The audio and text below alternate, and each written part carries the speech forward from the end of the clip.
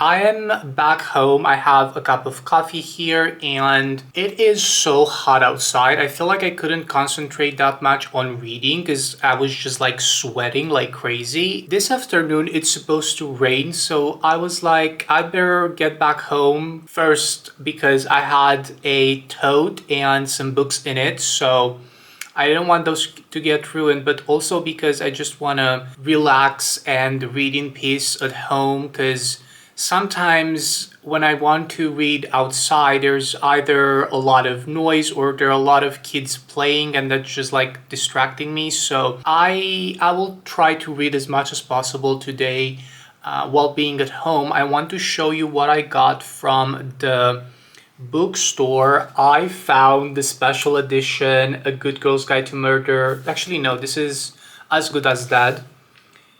Special edition. The sprayed edges are so pretty and they also go very well with the story of this book. I have already read the whole trilogy and the novella, I think sometime last year, and I really enjoyed them. I know there's also a Netflix show, but I'm not sure if that's only for the first book or they will release more seasons. I'm not entirely sure on that, and I want to watch it at some point. But look at the foiling on the cover. This is absolutely amazing. And also the end papers have these kind of design with the shattered glass on it. Also on the back. And as always, we have the, I don't know what this is called. I think it's a ribbon, like bookmark that's attached to the actual book. All of the other books in this series have this kind of design, and I just think they are so pretty. Actually, let me show them to you in their entirety. So this is how, hopefully I will not drop this. This is how they look all together, and the spines as well. So this is the first one, the second one, and then the third one. These are just so gorgeous, and I'm so happy that I did not purchase the paperbacks when I wanted to do that, because I actually read the books on my Kindle when I first read them, and I just wanted to have physical copies, and now I do own these gorgeous collector's editions, so I'm very happy about that. Good Girl's Guide to Murder discussion aside, I have, where is the other book? So many books. Okay, I have reached chapter 7, so that is 70 pages or so from the One Dark Window book. The world, I really like it. It reminds me a lot of Caraval and the magic system in Caraval, and even though they're not exactly the same, I like the idea of the, I think they're called the provenance cards or something like that. So there are these 12 cards that are containing magic, and you have the nightmare, you have the maiden, you have all of these characters on these cards, and the person that owns the card can use the magic of these characters to achieve whatever they want to achieve. So I quite like the magic system. I thought this is going to go in the route of Throne of Glass, the book, not the series. And in chapter 7, I kind of reached that turning point in the story where things begin to unfold and we are understanding more of this world that we are in and what the characters will try to achieve. So I am really intrigued to continue reading this book. This is, I think, 400 pages. So I should be able to finish this weekend, but we'll see.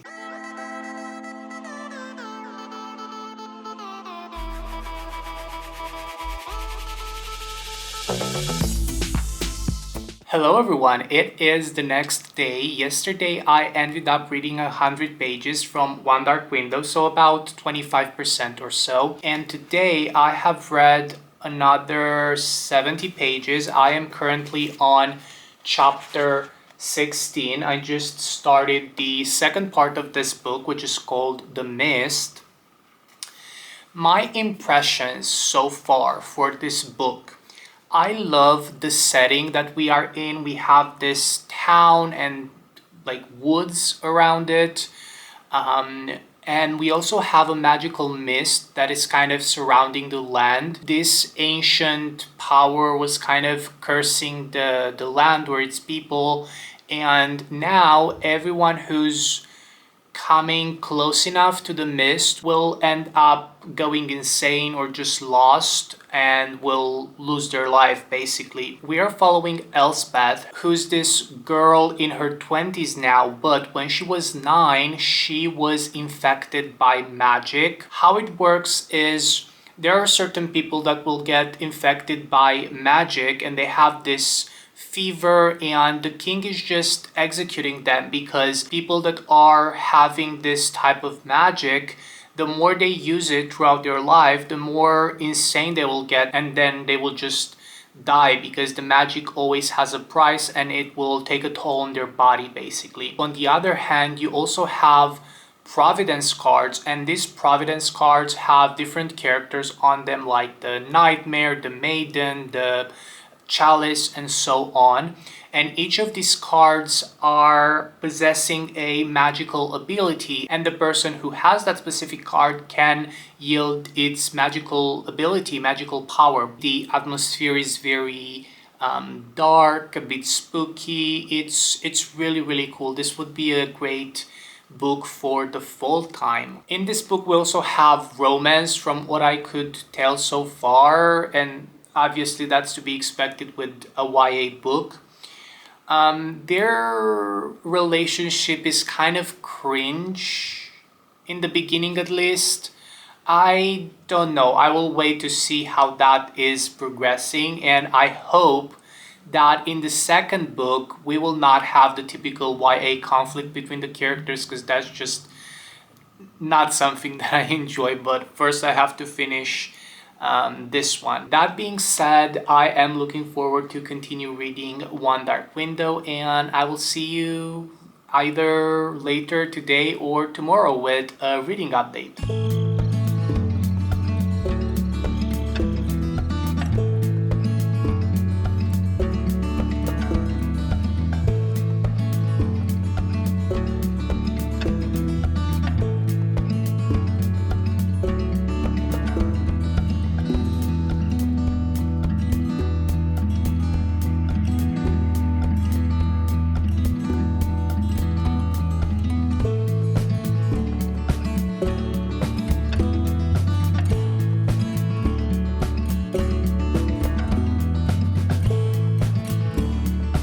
Hi, hello, it is the next day, and yesterday I managed to read more of One Dark Window. I am currently at page 260. This is chapter 24. This has, or will have, one of my favorite tropes ever in a book. And I can't say what it is because it's technically a spoiler, but I'm very curious to see where this will go. Some things started happening. The plot twist or the reveal, it was predictable, like you could see it coming, but I'm not mad at it because it was executed very well in my opinion. I have some stuff to do first, and then I will continue reading more of One Dark Window. See you later.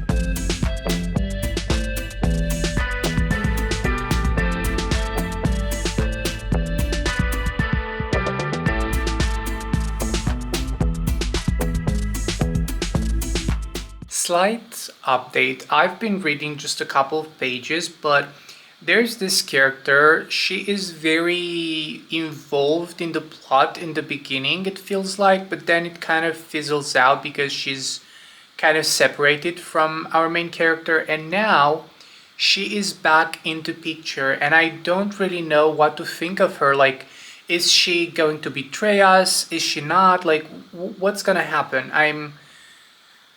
I think I should keep reading, but in the same time, I'm like, what's it gonna be? Because right now she's helping Elspeth. So I guess we'll find out soon.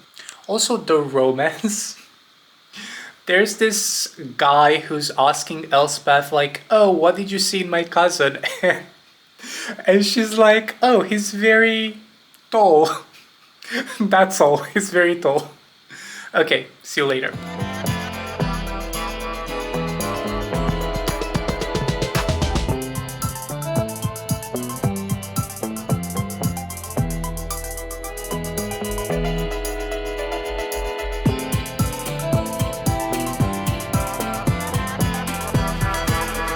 Time for another update on One Dark Window. I am on chapter 29 and I still have 60 or 70 pages left from this book. I thought the main arc of the story that we are presented with at the beginning of this book will conclude in this one, but the more I read, the more I think that's not the case and it will conclude in the second one, which I guess makes sense because it's a duology.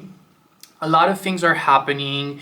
We finally get into the action of it all. We finally learn more about Elspeth's secret that she's not willing to share with anyone, because we later realize that she doesn't really know that much herself. So that's why she wants to keep it for herself. I want to know how it ends, so I think I'll just power through and try to finish this today, because I have to know. I have to know, and I hope that this will end on a cliffhanger, because I love when books do that. I will continue reading and I will update you when I finish One Dark Window.